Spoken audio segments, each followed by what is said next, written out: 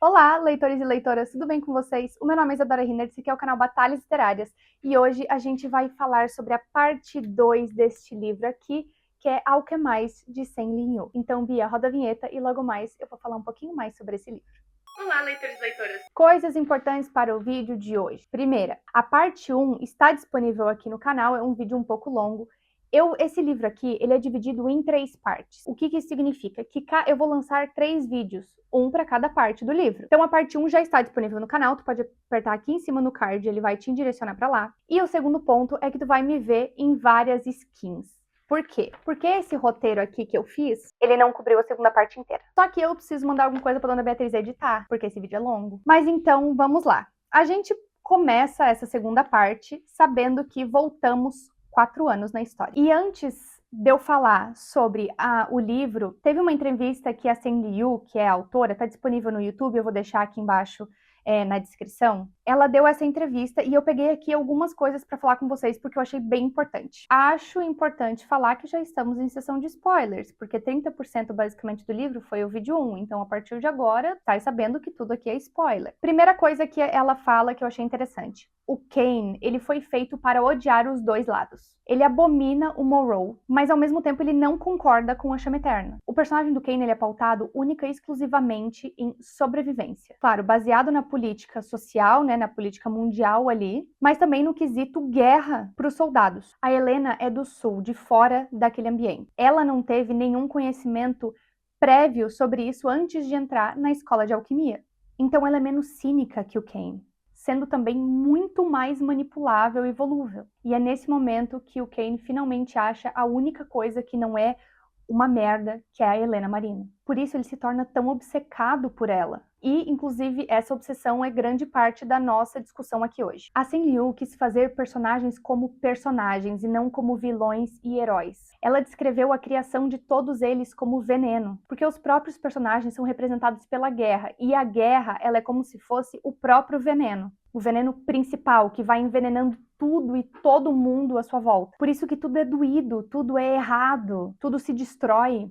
Porque é assim que a guerra acontece quando a gente está no meio dela. Como a autora muito estudou A Guerra Não Tem Rosto de Mulher, da Svetlana, que inclusive é um livro sensacional ali na faculdade, ela também usou muito o artifício da Helena como uma personagem absolutamente importante, mas que, como a gente muito vê na própria história, não tem seu reconhecimento. Ela batalha, batalha, batalha, e pra quê? Ela não tem reconhecimento nenhum. Quando ela erra, o erro é dela. Quando ela acerta e salva alguém, por exemplo, é intervenção divina. E quem causou as coisas boas foram os deuses. Então, isso aqui é bem importante a gente ter para essa parte do livro. Então, vamos lá para a história em si. Então, a gente volta 4 anos. E é a sensação mais desconcertante do livro, porque a gente sabe que vai dar merda, que vai dar tudo errado. E a ansiedade bate igual um tijolo, porque a gente só fica acompanhando e vendo as coisas darem errado, sabendo que inevitavelmente a Helena vai acabar sendo raptada, esquecida, torturada e tudo isso porque o lado do bem perdeu. A gente já volta no solstício, que a gente sabe que é muito comemorado, né, nesse universo, está tendo uma grande festa. A gente tá na Solis Sublime, que nada mais era do que um centro de reabilitação, onde o Titus Bayard era levado para ser checado, né, por conta da mente trancada, e quando o quartel-general estava muito cheio para os casos só de repouso ou de reabilitação. A Helena entra e ela é recepcionada pelo Sebastian Bayard, que é o irmão do Titus. E ele é muito importante, tá? Ele, lembrando, é tio da Layla e do Soren. E ele era o paladino do Principado Apollo, que é o pai do Luke. E no caso, o Principado Apollo, o pai do Luke, morreu pelas mãos do Kane. O Sebastian não é um personagem central, tá? Mas ele é bem importante para a história por alguns motivos bem específicos. Um deles é que ele não estava na Torre de Alquimia na noite que o Principado Apollo morreu e por isso ele foi retirado do seu cargo. Para refrescar a memória, agora que o Luke era o principado, a sua primeira paladina era a Layla e o segundo paladino era o Soren, os irmãos. Diversas crianças passaram apressadas, silenciosas e pálidas, mas com olhos brilhantes. Alguns eram tão jovens que nunca tinham vivido um único dia sem que a nação estivesse em guerra. Estavam todos acostumados a não ficar no caminho e a cuidar de si mesmos, mas o solstício ainda era mágico para eles.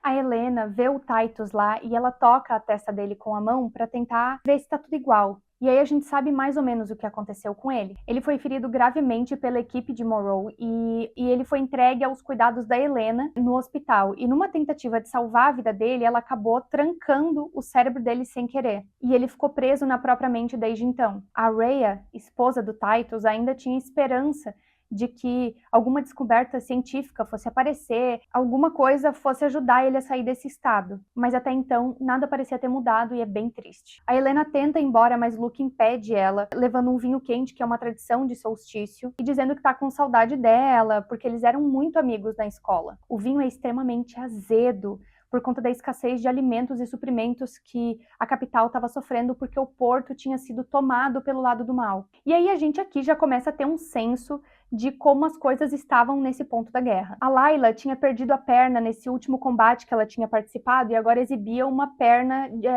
protética, uma perna mecânica, e ela estava doida para voltar à ação e por isso ela estava fazendo de tudo, servindo todo mundo, porque ela queria provar para a médica dela, no caso, a Helena Marino, que ela já estava apta para voltar para a batalha. E o Luke odeia tudo isso, ele odeia o fato de se sentir tão culpado, ele se sente muito culpado de que as pessoas se machucam ou morrem por ele. E a Helena tá completamente sozinha, porque a família dela toda havia sido morta e os amigos dela afastados por terceiros. Nesse momento, a Layla tá contando uma história para as crianças, que é a famosa história de Orion, o grande principado e basicamente uma divindade que derrotou o primeiro necromante que assolou a Terra uma certa vez. Esse necromante não tem nome, ninguém sabe, mas ele só é derrotado porque o Orion mergulhou todo um vale em chamas divinas. E uma das crianças pergunta, tipo, ai, não tinha uma pedra? E a Layla fala, não tinha. A gente vai ouvir mais sobre essa pedra mais pra frente, mas é a primeira vez que ela é mencionada e já aí me deu um estalo de que isso seria importante. E o Luke acha que ele não consegue ser essa pessoa, porque nas lendas e na realidade, diz que enquanto houverem descendentes que carreguem a chama eterna, o mundo estaria protegido dos necromantes. O Luke é o único descendente vivo, né, de Orion, carregando tudo isso nos ombros. Mas nunca houve um necromante tão poderoso quanto Monroe. Só que agora a gente tá entendendo um pouco mais sobre os propósitos divinos, sobre essa religião, principalmente quando o que se diz é que, enquanto essa chama queimar, o bem prevalecerá o mal. Então a gente passa dali para um turno da Helena no hospital.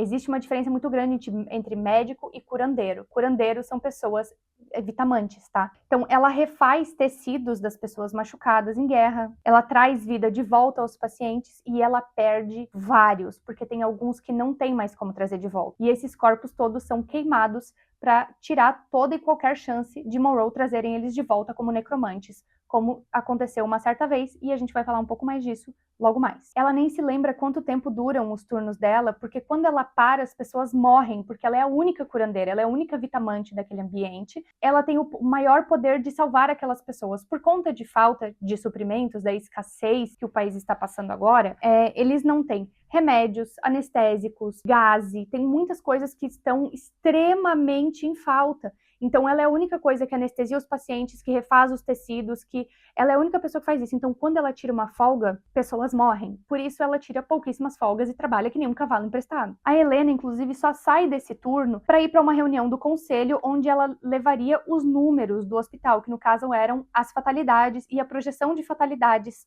da guerra, porque tinham, de fato, números limitados de soldados. E é nessa reunião de conselho que tudo vai pra bosta. Porque a Helena mostra pra eles que tudo tá indo pro cacete e ela dá uma sugestão extremamente controversa, que é eles mesmos usarem a necromancia. Eu acho certa. A necromancia, nesse caso, segundo a Helena, seria consentida pelos soldados antes deles irem pra batalha. Ou seja, o soldado X consentiria com ter seu corpo sendo utilizado para esse propósito, para a chama eterna, mesmo depois de sua morte, e aí ele seria marcado para identificar quem tinha consentido e quem não tinha. Por quê? Porque se essa pessoa falecesse, ela poderia ser trazida de volta e continuar lutando, ao invés de só perder soldados. Porque o lado do Necromante Supremo, o lado dos Imortais, não se preocupa porra nenhuma, porque eles não perdem soldados. Cada vez que um deles morre, eles levantam de novo. E morto não tem como morrer. Então, enquanto o grupo de lá permanece o mesmo, ou até mesmo aumenta, o grupo de soldados da Chama Eterna só diminui.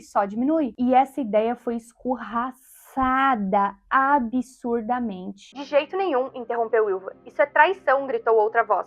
Você tem coragem de vir até aqui e propor a profanação do ciclo natural? Esse é o motivo de nunca podermos confiar em Vitamantes, nem mesmo por um instante. São corrompidos desde a concepção. É por isso que a nação está enfrentando essa guerra. Basta um momento de leniência para a natureza corrupta querer se expandir contra a própria contaminação. Fico envergonhado que tamanha apostaria tenha sido proferida por minha pupila.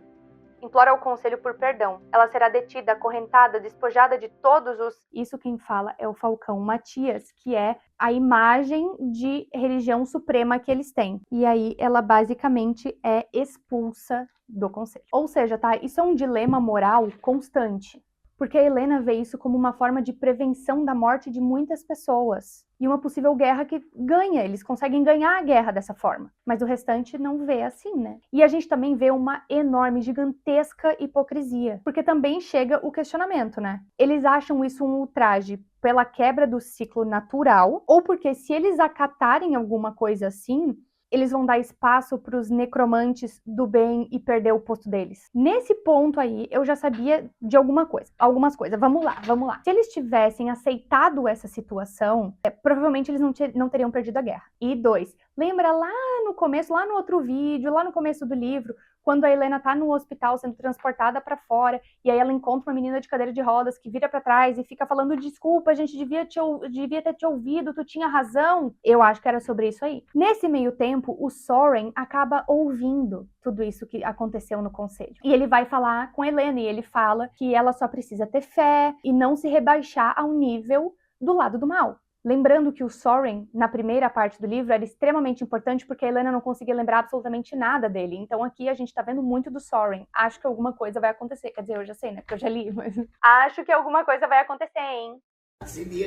É só uma mini conversa, mas é absurdamente importante pro que acontece depois, até porque a gente sabe que o Soren era um tópico sensível pra Helena, né? Logo depois, a Ylva e o Crowder chamam a Helena para uma reunião para informar que o Kane Ferron tinha decidido ser um espião da Chama Eterna, mas que ele teve... E daí, quando eles perguntaram o que ele tinha de exigências, ele disse que ele queria perdão pelos crimes que ele fez e uma segunda coisa, a Helena Marino. Tu entende o que acabou de acontecer?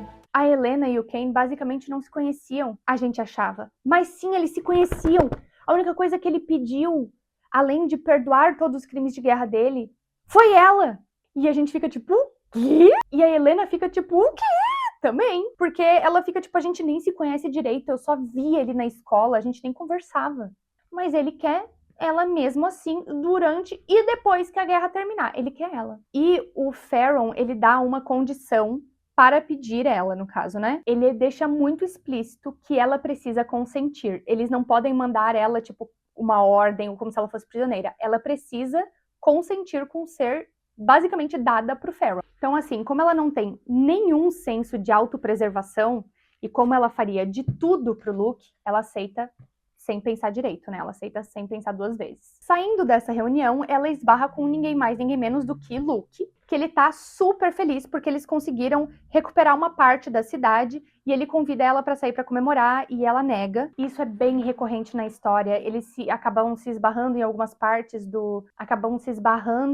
e aí o Luke convida ela pra sair, convida pra fazer alguma coisa e ela acaba negando, principalmente, né, porque a Ylva e o Crowder não deixam ela meio que chegar perto do Luke, mas ela acaba negando por vários motivos. E depois que tu lê o que acontece, tu torce muito pra que ela vá, porque o que acontece depois poderia ter sido evitado, o que por si só é uma faca nas costas, né, dói demais. Enfim, a Helena volta pro quarto dela, que por sinal ela divide o quarto com a Layla. A gente sabe um pouco mais do amuleto que ela carrega no colar, com uma pedra do sol. O amuleto é um sol com 7 pontas, representando os 7 planetas, e essa pedra vermelha no meio representa o sol. Ela tinha ganhado esse amuleto da Ylva quando ela fez o seu juramento formal e oficial como curandeira. Dali a gente descobre um pouco sobre o custo e sobre como essa foi a promessa para ela de fazer de tudo pelo Luke. Então a gente tem os conceitos, né, de um alquimista, de uma pessoa que tem ressonância, a gente tem a vitamancia, a gente tem a necromancia, a gente tem a animancia e agora a gente tem o custo. Curar uma ferida mortal ou reanimar os mortos requeria vitalidade, uma gota da própria essência da vida. Quanto maior fosse a escala do trabalho, maior seria o fardo. Curar tinha um preço altíssimo e era por isso que a fé considerava aquilo uma purificação e permitia a prática enquanto proibia todos os outros tipos de vitamancia. Tornar-se uma curandeira consumiria lentamente a expectativa de vida de Helena, como uma vela acesa pelas duas pontas. Algum dia, ela não sabia quando, sua ressonância começaria a murchar e enfraqueceria, e Helena partiria junto dela. Às vezes, quando curava as pessoas, experimentava uma sensação de grãos de areia caindo em uma ampulheta, fluindo da ponta de seus dedos para os pacientes. Não sabia quanto ainda lhe restava, só continuava usando. Depois disso, Crowder chama Helena para uma reunião para falar sobre o Ken Ferron e pergunta para ela se ela conhece o brasão dos Ferron, que é um Ouroboros. Nada mais é do que uma serpente comendo o próprio rabo. E isso simboliza o infinito ou o renascimento. Só que o brasão dos Ferron é um dragão ao invés de uma serpente e lembra o símbolo alquímico de ferro. Nessa mesma conversa, a gente descobre um pouco mais sobre a família do Ferron em si. Foi uma das primeiras famílias das guildas comuns. A linhagem deles existe antes mesmo de existir Palladia. E a maior parte da cidade é feita com o ferro dos Ferron. Basicamente, por mais comum que o ferro seja, eles ainda têm tanto poder sobre Palladia quanto os Holdfast, que são da Liga de Ouro e são piromantes. Se os Ferron cortam o suprimento de ferro, a cidade tá lascada. E assim, eles não compram o caminho para a hierarquia, eles são a hierarquia da forma mais básica e necessária que existe. O Crowder ainda fala sobre como o Ferron não é confiável, provavelmente ele vai se voltar contra eles, né, contra a Chama Eterna, porque por mais que ele queira derrubar o Monroe, ele ainda é contra a Chama Eterna, e por isso também é essencial que a Helena quebre ele, torne ele leal, custe o que custar. Ou seja, basicamente o Crowder fala para ela que a Helena tem que fazer de tudo para conquistar o Ferron, fazer com que ele fique leal a ela. Até porque, se o Monroe morrer e a Chama Eterna for basicamente dizimada, quem melhor para reconstruir uma cidade do que a família mais antiga e com mais preparo? Isso tudo mesmo com o Ferron dando a dica sobre o amuleto dos imortais. Tem um amuleto de lumítio no peito dos imortais, e que removendo esse amuleto, os imortais morriam, o que é uma informação pequena, mas absurdamente útil, também porque quando tu mata um imortal, todos os necroservos desse imortal morrem também. Morreu um imortal, morre esse imortal e todos os soldados que ele criou. E nesse momento a gente vê mais um pouco da hipocrisia da Chama Eterna, porque o Crowder quer que a Helena use a vitamancia dela para manipular o Ferron, para ver os pontos fracos do Ferron. Porque o Ferron não sabe que a Helena é uma vitamante,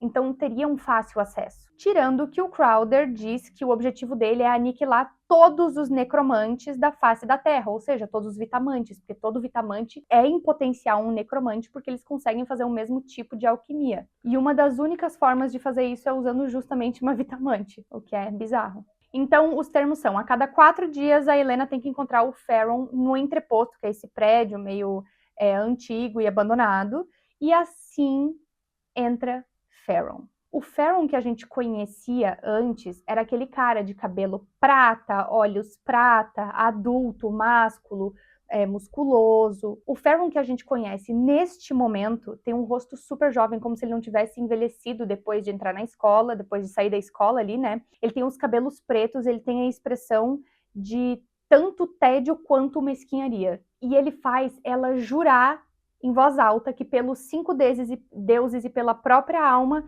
ela é dele de corpo e alma enquanto ela viver. Antes, depois da guerra, não interessa, ela é dele. Então ele dá um passo na direção dela que já fala que ele não pode fazer nada com ela enquanto a guerra estiver rolando, enquanto a guerra estiver ativa, né? Porque ela precisa trabalhar e essa era uma das condições dela ficar ali com ele. E ele é bem babaca com ela de início, porque ele sabe que ela só tá ali por conta da Chama Eterna e que ela faria de absolutamente tudo pra ajudar. E por isso ele fica testando os limites dela o tempo inteiro, vendo até onde ela iria. E fala que ele quer outras coisas, mas que ela precisa consentir. Afinal, ele acredita tanto nisso que tá até no contrato. Mas que queria pelo menos alguma coisa em troca das informações que ele ia dar. Tipo assim, deixa eu ver pra onde é que foi meu dinheiro. Ele pede um beijo, e aí ela vai lá e dá um beijo nele. Inclusive é o primeiro beijo da vida dela, o que é extremamente triste ser nessa situação, né? Mas dá um beijo nele.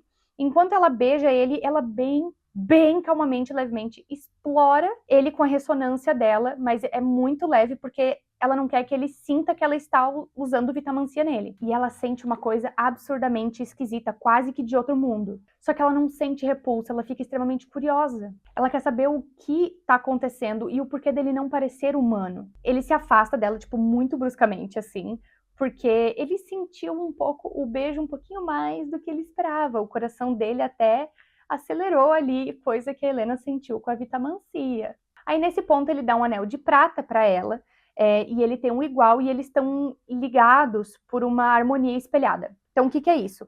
Basicamente, ele, como dobra ferro, né, ele consegue modificar o anel, esquentar o anel, e a partir do momento em que ele sente isso, ela sente também. E aí ele fala que que daí é para ela usar o tempo inteiro, quando ele queima uma vez, é porque ele precisa falar com ela, eles precisam se encontrar, mas não é tão urgente. E quando é 2 vezes, ele tem informação crucial sobre a chama eterna e precisa ser naquele momento, é urgente. Ela pergunta para ele se ela deve se comunicar da mesma forma, porque a ressonância dela, ela não é acostumada, mas ela pode tentar. E aí ele basicamente, tipo, estoura com ela e fala que ele não é um cachorro para ser summonado, basicamente, assim, quando ela quiser. O que é bem ruim, né? Porque ele faz a mesma coisa com ela, mas bem, né? A Helena volta pro instituto para reportar pro Crowder tudo o que aconteceu. E nesse momento a gente sabe um pouco mais sobre a mãe do Ferron, que vai ser muito importante para a história. O anel de prata foi herdado da mãe dele, que inclusive era uma alquimista de prata, não era de ferro. A Enid, que é a mãe do Kane, ela teve vários abortos espontâneos por conta da combinação errada da ressonância dela com o Atreus, que é o pai do Ferron.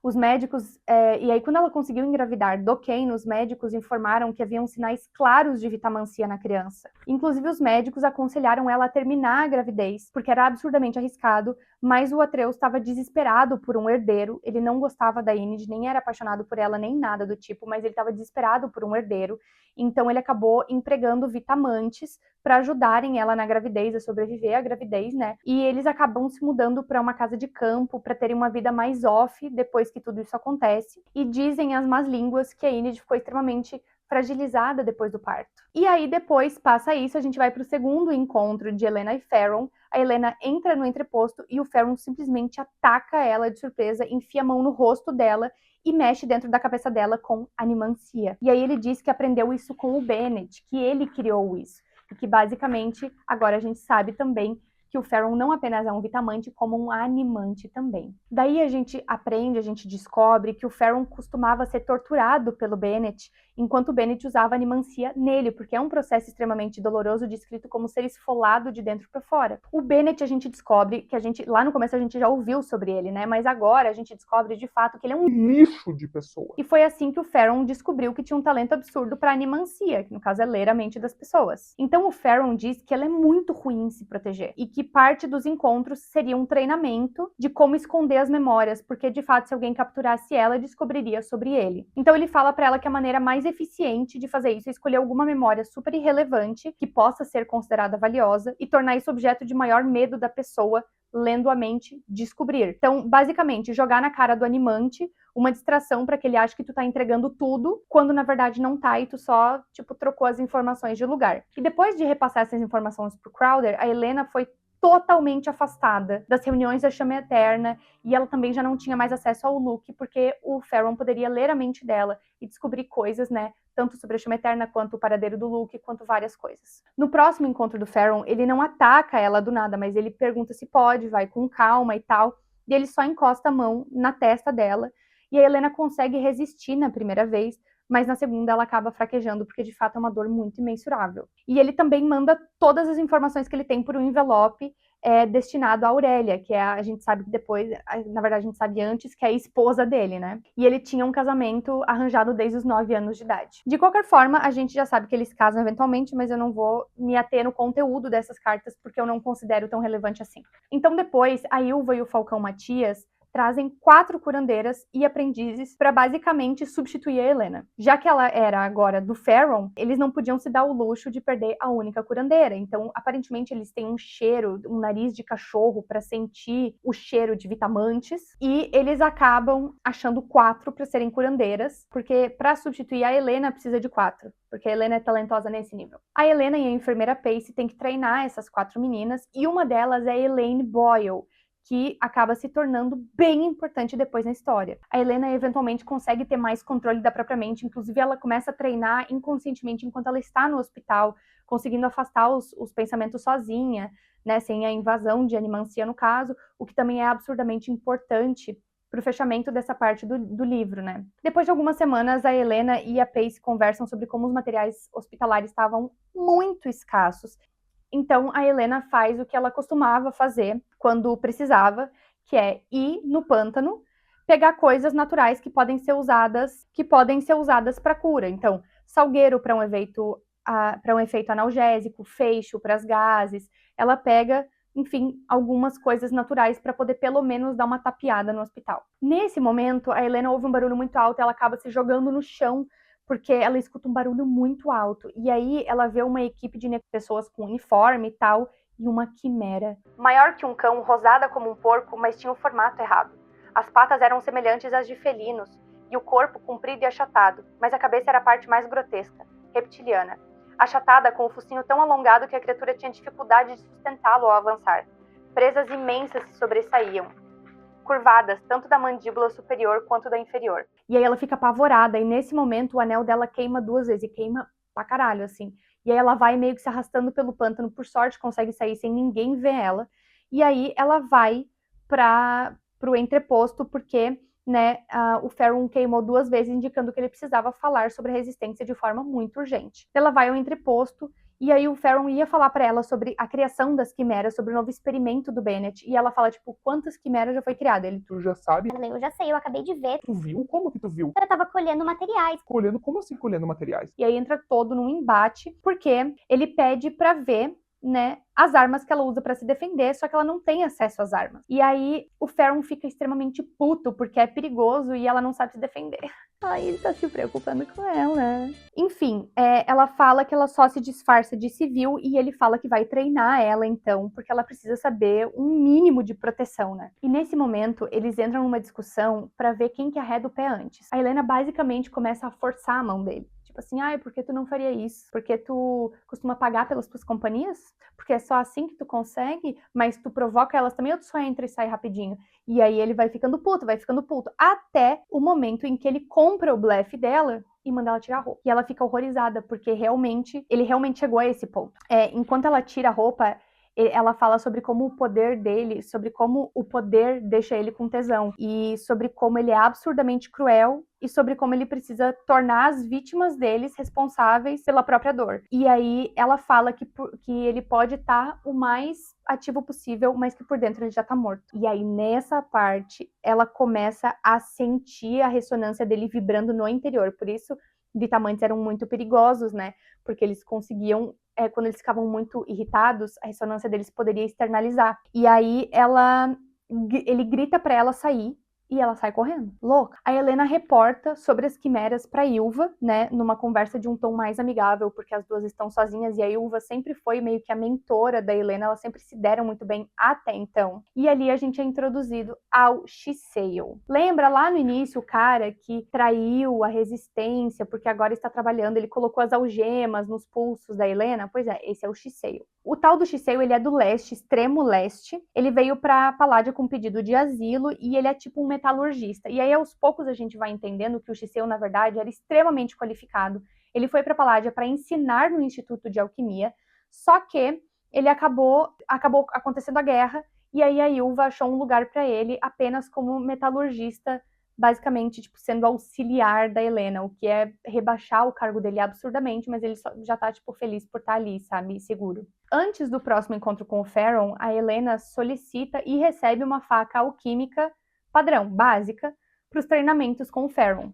Só que nada acontece de grande importância. Nas semanas que se seguem depois daquela briga, mesmo com a Helena se desculpando e o Ferrum dizendo que ele estava errado e que ele não deveria ter feito aquilo, que o consentimento era uma coisa obrigatória para ele de fato, tanto que ele colocou isso como estipulação no contrato da compra da Helena, o Ferrum não fala mais quase nada, ele só chega, larga um envelope na mesa e vai embora, e isso segue por várias semanas. Às vezes, inclusive, a Helena chegava lá e já estava lá o envelope, mas o Ferrum não estava. Até o dia em que o Ferrum se atrasa muito e acaba chegando sem um braço. Literalmente. Sem um braço. Basicamente, ele é ordenado a expandir para um território onde um piromante comandava. E aí, o Theron teve que lutar contra ele, e aí ele fala... O Theron tá muito fraco, e ele fala, não, o braço, eu não tive energia ainda para fazer ele crescer de volta, mas as queimaduras foram o pior, as queimaduras eu já curei e tudo mais. E aí, o braço dele tava custando a regenerar, lembrando que como imortal, o braço dele cresceria de volta. E é a primeira vez que a Helena cura ele. E ela entende que ela primeiro precisa estancar a hemorragia para depois ver o que estava acontecendo e curar o restante.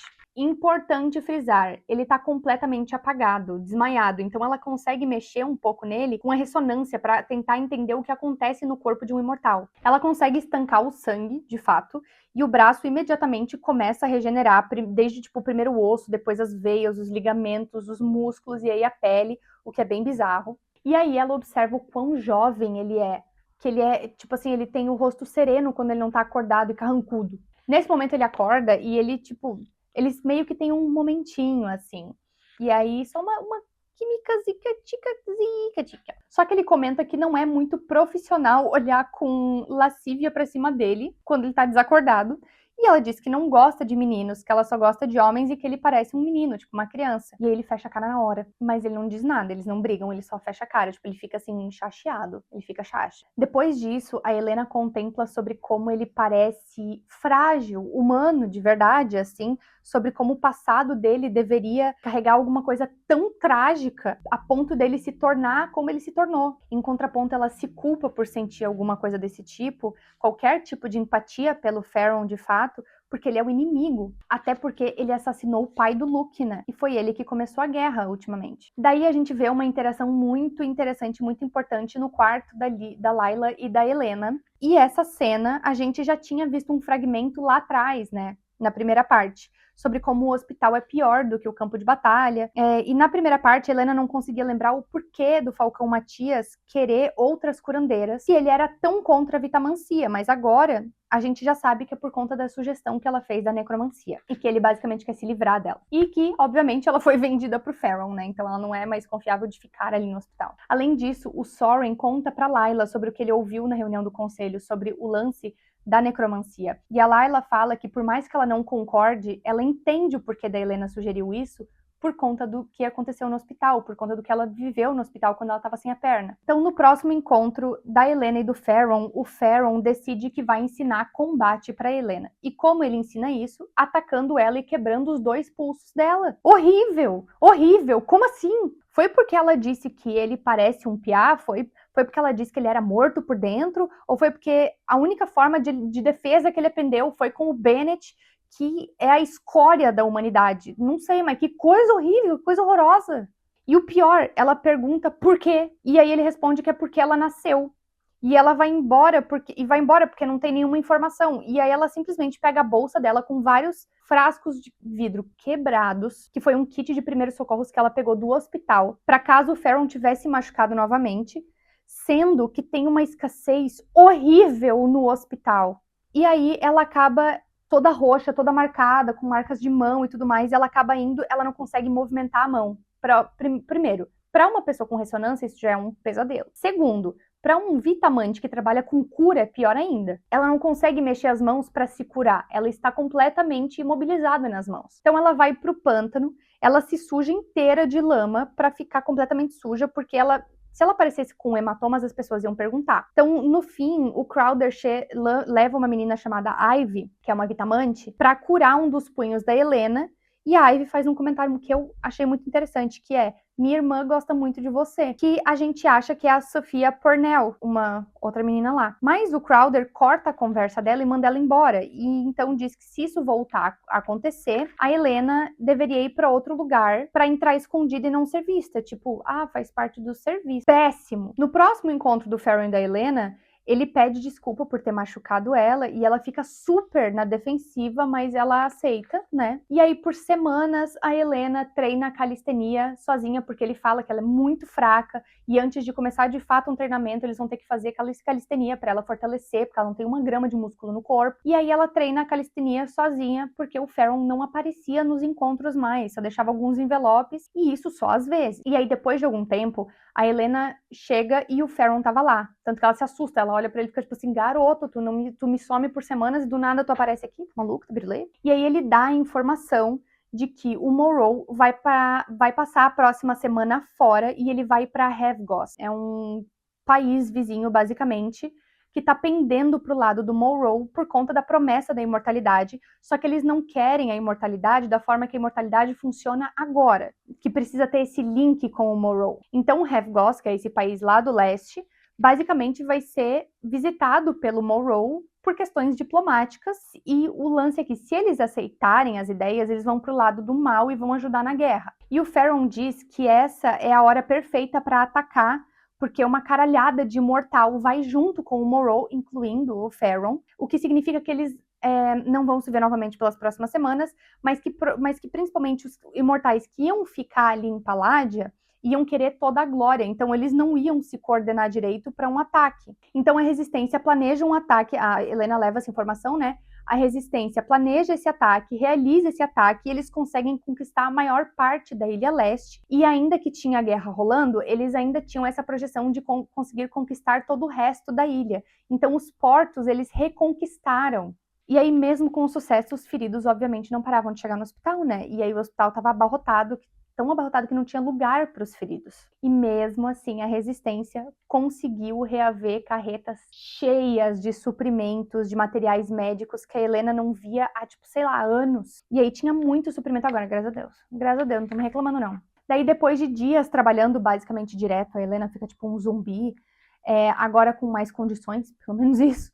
A Helena volta pro entreposto para encontrar com o Farron e ele tá todo fudido, e essa parte é muito importante. No caso, ele foi torturado brutalmente pelo Morrow e pelo Bennett, como retaliação de ter perdido o porto. E aí a Helena fica tipo assim, mas como assim perdido o porto? Era de outro general.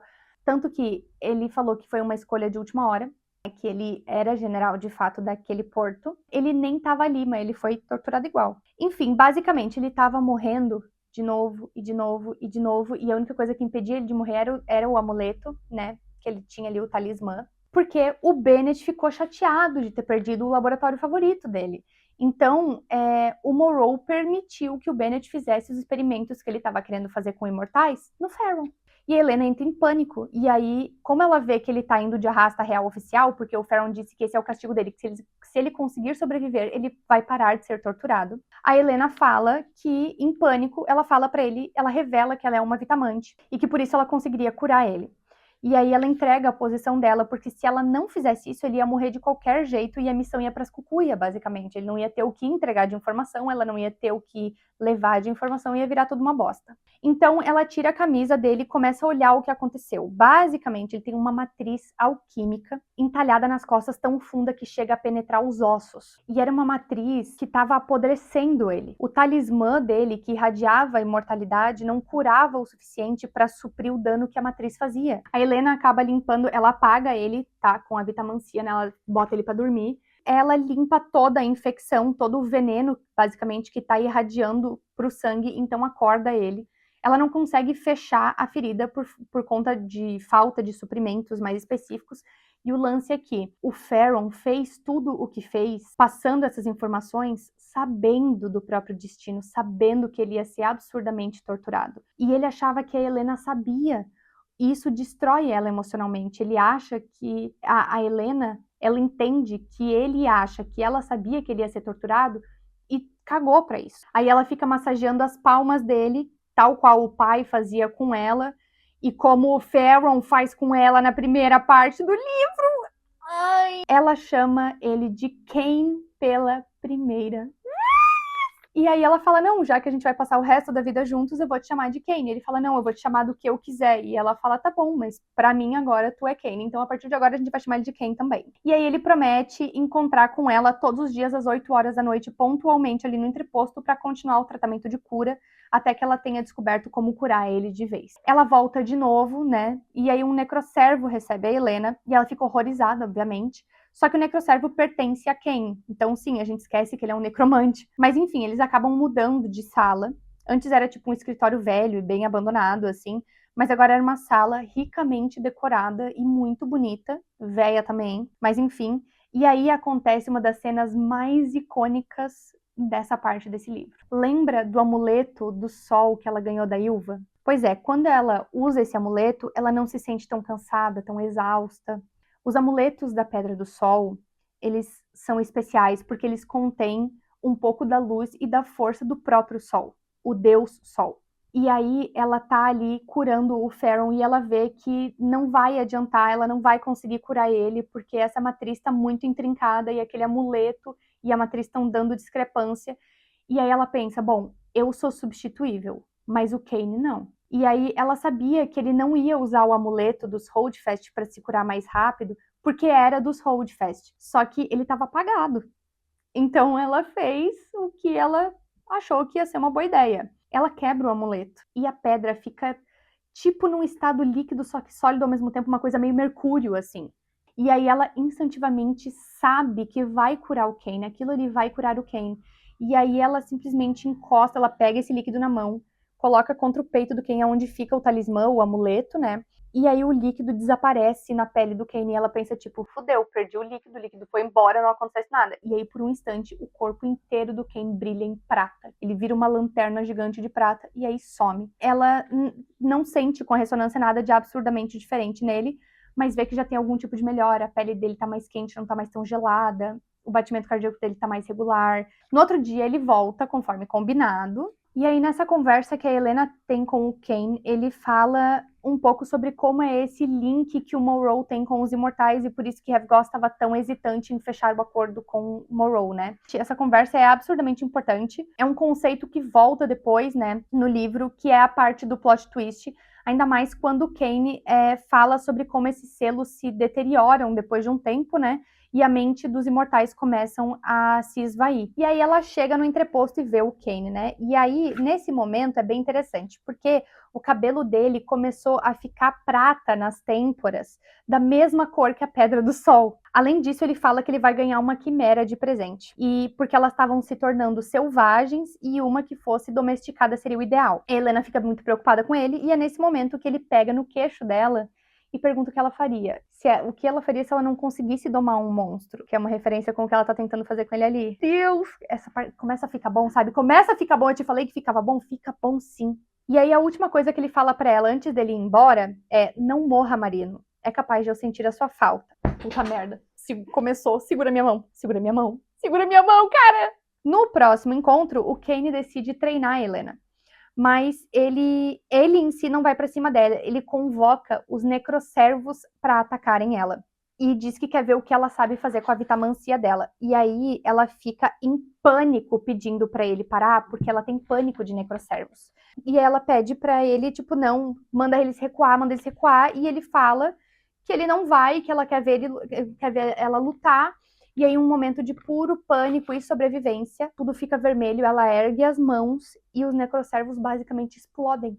E aí ela tá completamente coberta de vísceras e sangue em decomposição. E aí o Kain fica tipo, que porra foi essa? Aí ela se limpa, começa a virar umas doses para se acalmar. E o Kain só fala que pela forma que ela fez aquilo, não deve ter sido a primeira vez. E aí ela diz que de fato aconteceu uma outra vez, quando ela estava trabalhando em um hospital de campo. Aconteceram os massacres aos hospitais, porque os imortais não seguiam regras, muito menos a honra dos feridos. O Morrow queria que as pessoas sentissem medo ou morressem. E aí, basicamente, o que acontece? O pai da Helena era um médico tradicional, médico que nem a gente tem na vida real, assim. E ambos trabalhavam nesse hospital porque o pai dela queria voltar para Etras quando a guerra começou, mas a Helena não ia abandonar o Luke. Então ela falou que ela não ia sair, o pai dela acabou ficando com ela.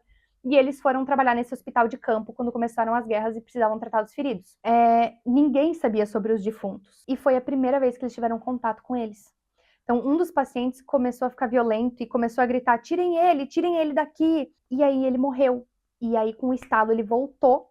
Só que ele já não era mais do time da Chama Eterna. Acontece que grande parte daqueles pacientes que estavam nos hospitais de campo, num geral, já eram defuntos. E eles começaram a matar todo mundo e a reanimar. Mata e reanima, mata e reanima. No fim, as pessoas do hospital tiveram que lutar contra os próprios colegas e amigos e familiares. E o pai dela morreu porque ele não conseguiu lutar contra os próprios colegas. E a cicatriz que a Helena tem no pescoço, que ela tem uma cicatriz aqui assim, foi feita por ele.